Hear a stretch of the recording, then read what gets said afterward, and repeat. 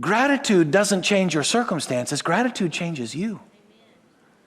Gratitude builds your faith that God is good.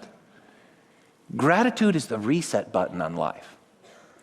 Every time you're thankful to God, it is worship.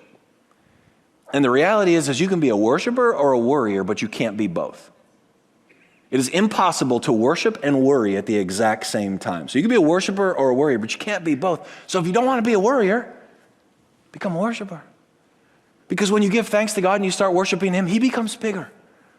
Not that He becomes bigger in and of Himself, He becomes bigger to you and starts to overshadow the problems and the discouragement in your life.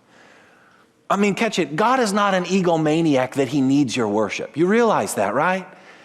Like when we invite you and encourage you to worship, it's not because God's an egomaniac up there like, come on, man, you need to worship. No.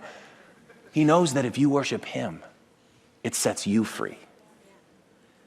If He's love, everything He asks you to do is loving, He asks you to worship Him even though you don't feel like it because He knows it's good for you. And listen to me, gratitude is the pathway to strength. Piece these verses together. Psalm 100 verse 4. Enter His gates with thanksgiving in your heart. Enter His courts with praise. We become aware of the presence of God through gratitude. Enter His gates with thanksgiving. When you start to worship and give thanks to God, you enter His presence. You become aware of Him. Well, Psalm 16:11 says, in His presence is fullness of joy. So gratitude brings me into the presence of God. And when I'm in the presence of God, that's where the fullness of joy is. All the joy I need in my life is found in His presence. Well, Nehemiah 8:10 says, the joy of the Lord is your strength. So when I'm in His presence and being filled up with His joy, the joy of the Lord becomes my strength. So gratitude is the pathway to strength. I enter His gates with thanksgiving, become aware of His presence. When I'm in His presence, there's the fullness of joy. And when I have joy, the joy of the Lord becomes my strength. An ungrateful heart will always live a defeated life.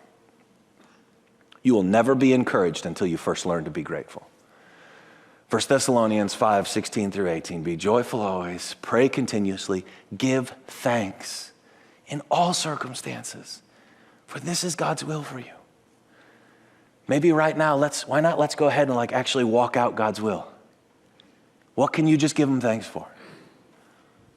Like right now, can you just stop again for a second? Can you just tell God thanks for one thing?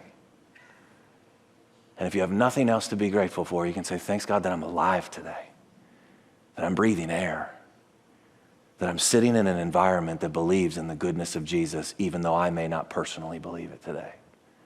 Be grateful.